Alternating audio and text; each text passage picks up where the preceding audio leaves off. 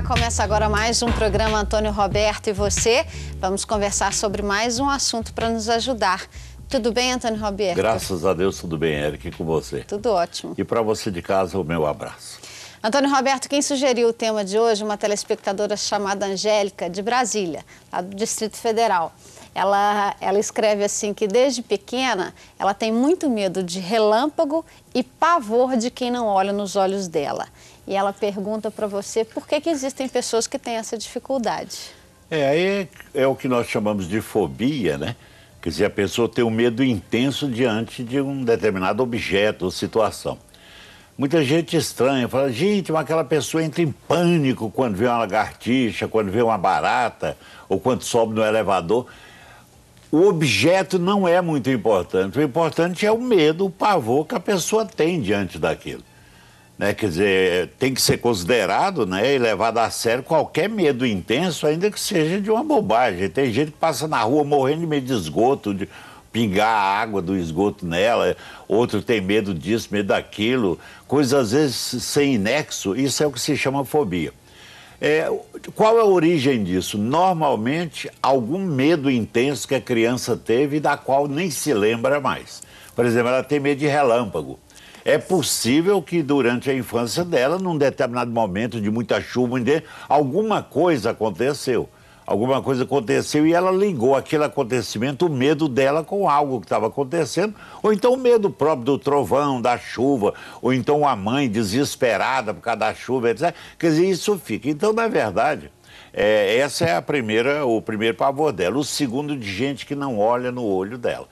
Isso aí é porque ela aprendeu, e com certa razão, que as pessoas que temem olhar no olho do outro estão fingindo, estão falseando, estão mentindo. São pessoas, em geral, que abaixam a cabeça, etc. Quer dizer, estão com medo de serem descobertas. De qualquer forma, apesar de ser verdadeiro esse temor, ela tem que diminuir esse temor para virar apenas uma prudência, né? Ela é uma pessoa prudente com relação a alguém que não olha nos olhos. E com relação a ela, tem que realmente tratar.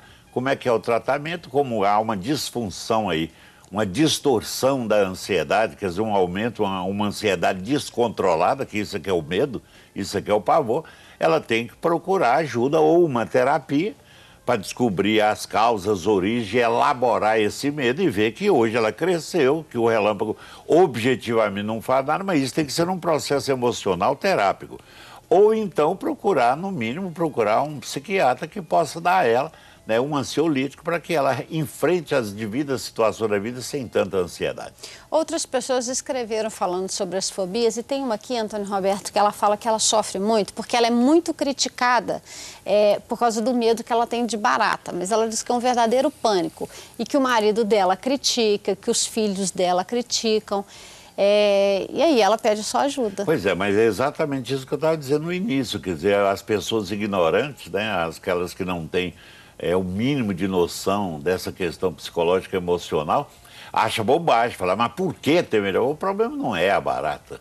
Todo mundo sabe objetivamente, não vai falar, aqui, ó, peguei na barata, não tem problema, não tem nada.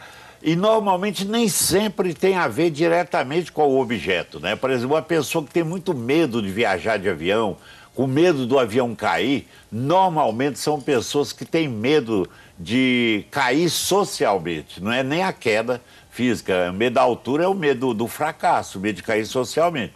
As pessoas que têm medo de barata têm muito a ver com a questão do nojo, né? Tem a questão do nojo, aí entra a questão também da sexualidade, que foi apresentada para nós na vida como algo sujo, como algo nojento, como algo... Então, a barata pode ter um significado na área sexual e assim por diante. Quer dizer, então é muito importante uma terapia exatamente para isso. Agora, criticar alguém que está tendo uma certa fobia é ignorância, porque realmente a questão não é de crítica, a questão não é racional. Fosse racional as questões emocionais, já não teria nenhum problema emocional. Dizer, mas que bobagem você querer controlar o futuro de alguém, você nunca vai controlar. Não, se a pessoa não sentir isso que está sendo dito, não vai resolver. A crítica piora a fobia da pessoa, porque além dela ter o medo, ela ainda começa a ter vergonha de ter o medo, aí complica mais ainda. Coitados. Bom, vamos fazer o intervalo e na volta o Antônio Roberto vai responder a sua pergunta.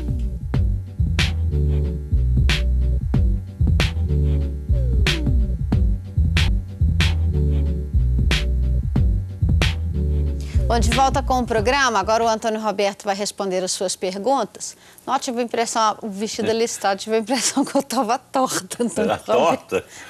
Melhor do que ele tem a impressão que está presa, né? É. Quer dizer, toda listrada aí. Aqui teve uma telespectadora que disse que já superou o alcoolismo do marido e agora ela quer saber sobre o transtorno bipolar, porque ela disse que ela acha que ele sofre desse mal. Diz que às vezes ele tem um comportamento eufórico, conta piadas impróprias, excesso de brincadeira e depois, mais ou menos 6 meses, fica sério, introvertido, foge dos compromissos, fica isolado, dorme em excesso, fecha a expressão. Ela diz que o ama muito e quer ajudá-lo. Então é procurar um médico, procurar um psiquiatra, falar dessa mutabilidade periódica de humor dele, que tem hora que ele está muito alegre, eufórico, faz até exageradamente. A pessoa, quando está na fase da mania, né, que é a fase mais da ansiedade, ela às vezes atravessa a noite, depois vem um período totalmente depressivo, né? Tanto que antigamente essa questão bipolar era chamada de maníaco depressivo, quer dizer, tinha mania, a euforia e depois a depressão. Hoje que é o transtorno bipolar, mas dá no mesmo, quer dizer, então na verdade tem que procurar um médico, ele vai diagnosticar e se for isso mesmo, hoje já tem remédios, né, que controlam e equilibram bem essa questão. É muito importante que pessoas que têm o transtorno bipolar, que eles façam uso de medicamento com a orientação de um psiquiatra, porque podem ter uma vida absolutamente normal. E ao contrário, quando não tratam, vai diminuindo cada vez mais a distância. Primeiro é 6 meses de mania, de depressão, depois 4 meses, depois 2 meses, e isso encerra um grande perigo, inclusive de suicídio. Vamos ouvir um recado que foi deixado para o programa.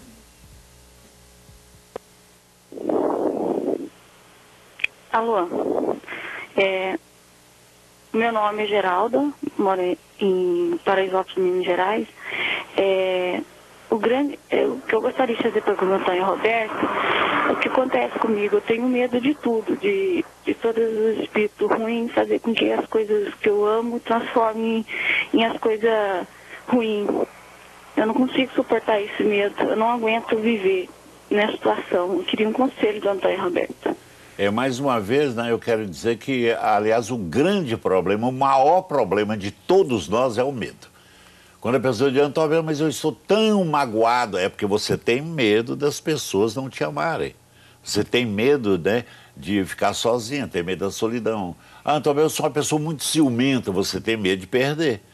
Você tem medo, né, de ser traída, o medo. É sempre o medo. Atrás de todo o problema tem o medo. Até o sentimento de culpa é o medo de ser castigado, é o medo de que descubram, é o medo do que vai acontecer comigo se eu continuar com aquele comportamento. Então, na verdade, a grande questão emocional, psicológica das pessoas é o medo. A pessoa sabendo ou não, não, eu sou uma pessoa muito ansiosa, medo... Não, a ansiedade é medo, medo do que vai acontecer, medo... Ou seja, então nós todos temos que trabalhar e trabalhar intensamente o medo. O que agrava é que a sociedade produz medo em você o tempo todo. Medo no seu primeiro, medo no seu melhor, medo de fracassar, medo de ser mal, medo de não prestar. O tempo todo com quem você conversa está tentando produzir medo. Se você não tem a estruturação do seu medo, e se você não sabe que isso é uma doença a ser tratada, vai aumentando cada vez mais, aí chega nesse ponto. Eu falei, já não estou aguentando viver. Então, na verdade, você tem que procurar ajuda, procurar uma terapia, um psicólogo, um psiquiatra, continuar assistindo nosso programa, porque nós só falamos sobre a questão fundamental da vida, que é a questão do medo. Ao contrário, na hora que você diminui o seu medo, a alegria de viver, a vontade de ganhar, a vontade de arriscar, a vontade de criar, fica realmente imensa. Obrigada. Obrigado também para você de casa, o meu abraço. Obrigada pela companhia. Amanhã a gente volta a se encontrar. Até lá.